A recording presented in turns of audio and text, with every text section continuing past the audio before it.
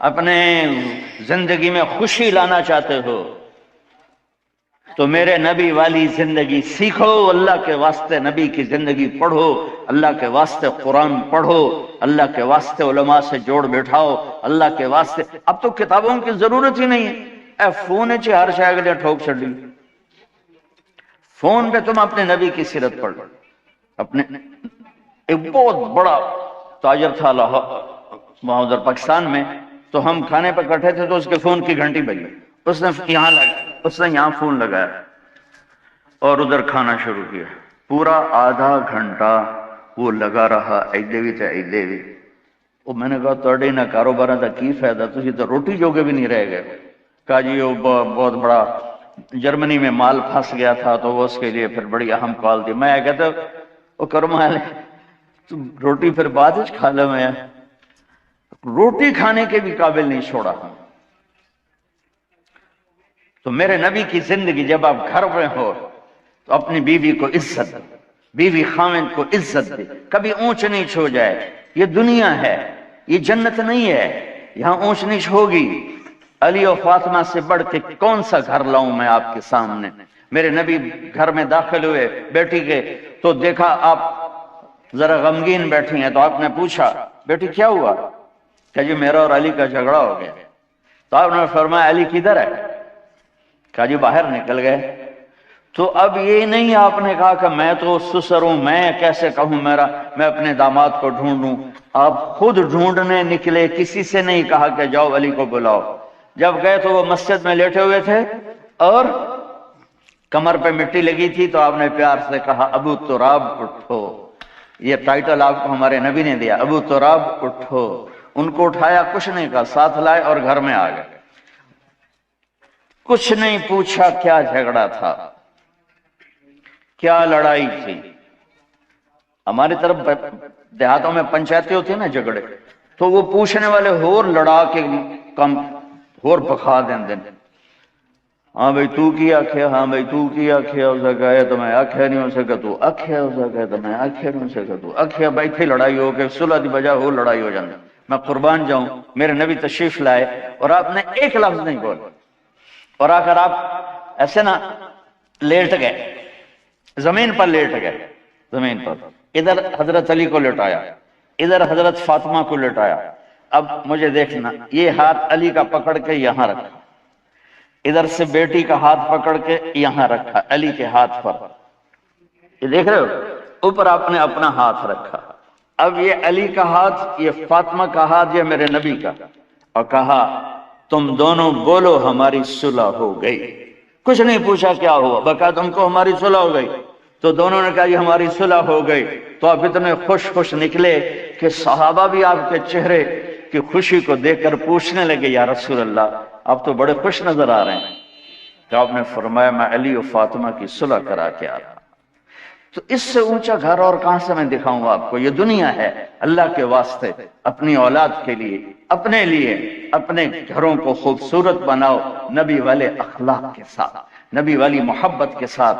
میں کیا سناؤں آپ کو؟ آپ نے حضرت عائشہ سے فرمایا عائشہ سنو، دھیان سے سنو، اظہار محبت، اظہار محبت۔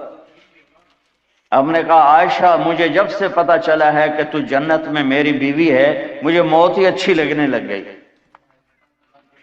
اور عربوں کے ماحول میں، عرب کے ماحول میں، عرب کے ماحول میں کوئی یہ کہتا مجھے بیوی سے عشق ہے تو عیب سمجھتے تھے، اور کوئی کہتا میری محبوبہ ایسی تو کہتے واہ واہ۔ یہ عرب کا ماحول تھا، جیسے یہاں گرل فرینڈ کا بوائے فرینڈ کا چل گیا ہے، اللہ ہمارے بچوں کو پاک دامنی نصیب فرمائے۔ تو عرب اس میں نا کوئی نہیں جھجکتے تھے، کھلم کھلا۔ وَهَلْ تَبْكِينَ، اپنے لیلا مجنوں کا نام تو سنا ہوا ہے، یہ صحیح لوگ ہیں، ساڑھے ہیر رانجے تو سارے کوڑے قسم۔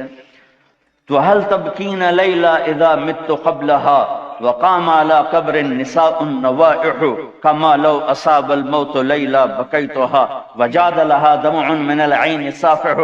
میں نے دو شعر پڑھے، ہر شعر میں وہ لیلا کا نام لے رہا ہے، لیلا کا نام لے رہا ہے۔ یہ کلچر تھا عرب کا کہ معشوقہ سے محبت کا اظہار فخر، اور بیوی سے محبت کا اظہار اور تو رن مرید ہو گیا، تو زن مرید ہو گیا۔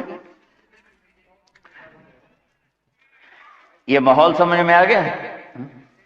اس ماحول میں ایک شخص مسجد میں آتا ہے اور ایسے محفل لگی ہوئی ہے، رو آ کر پوچھتا ہے یا رسول اللہ آپ کو سب سے زیادہ کس سے پیار ہے؟ من احب الناس الیک؟ تو آپ نے اس کے کان میں نہیں کہا اور آتے ہیں دوستوں، آپ نے زور سے فرمایا عائشہ سے۔ اللہ تو ہل گیا، آپ نے کہا عائشہ سے۔ اس کو تو توقع نہیں تھی، تو گھبرا کے کہنے لگا یا رسول اللہ میرا یہ مطلب نہیں تھا، میرا مطلب تھا مردوں میں کس سے زیادہ پیار ہے؟ تو وہ آپ نے کہنا تھا ابو بکر سے، تو آپ نے ابو بکر نہیں کہا، آپ نے کہا عائشہ کے ابا سے۔ عائشہ کا نام دوبارہ لیا، انہوں تھوڑا جا پانی پیوا منا۔ اپنے گھروں کو آباد کرو محبت کے بول سے، محبت کے رویوں سے، محبت کی باتوں سے درگزر کرو، برداشت کرو۔ یہ میرے نبی نے زندگی سکھائی ہے۔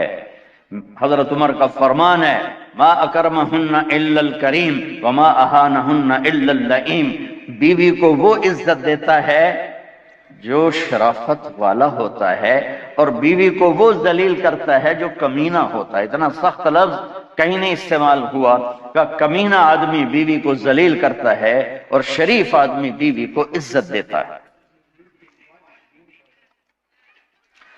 تو میرے بھائی بہنوں، اللہ کے واسطے میری فریاد سنو، تمہارے گھروں کی خوبصورتی میرے نبی کی غلامی میں ہے۔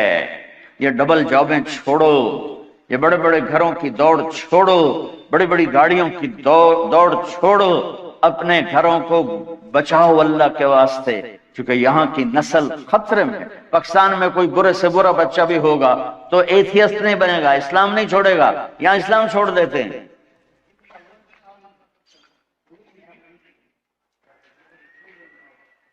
میں آپ کو اپنے گھر کی بتا رہا تھا، ایک بچہ مجھے ملنے آیا، کہنے لگا جی میں نے پورے پاکستان میں ٹاپ کیا ہے ایف ایس سی میں، اور کنگ جو ٹاپ کرتے ہیں وہ کنگ ایڈورڈ میڈیکل یونیورسٹی میں جاتے ہیں۔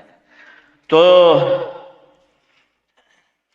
2 دفعہ میں خودکشی کی کوشش کر چکا ہوں، پلز کھائیں، گولیاں، لیکن وہ زندگی تھی بچ گیا۔ میں نے کہا بیٹا تو چھوٹا سا ہے، تو نے یہ خودکشی کی کیوں یہ تو نے قدم اٹھایا؟ کہا جی میرے امی اور ابو اتنا لڑتے ہیں کہ ڈسہارٹڈ ہو کر میں 2 دفعہ خودکشی کی کوشش کر چکا۔ ماں اور باپ کی لڑائی نے اتنے بریلینٹ قابل بچے کو مرنے پر مجبور کر دیا۔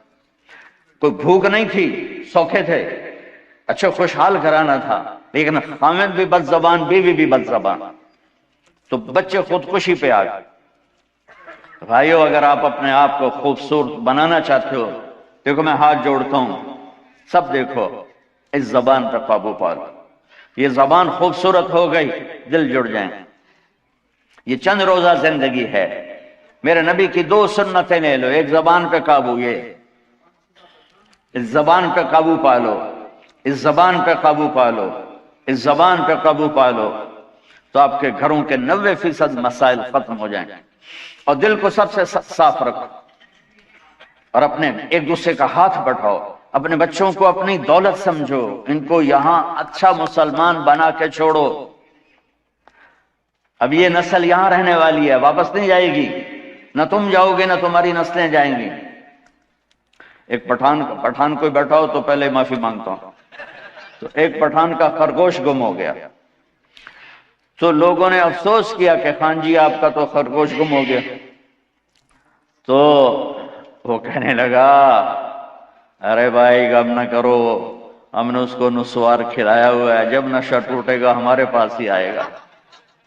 تو تمہیں آسٹریلیا کی نسوار لگی ہے، تم پاکستان واپس جاؤ گے؟ نہیں جاؤ گے، ادھر ہی رہو گے۔ لہذا یہاں اس طرح زندگی سیکھو کہ آپ کی نسلیں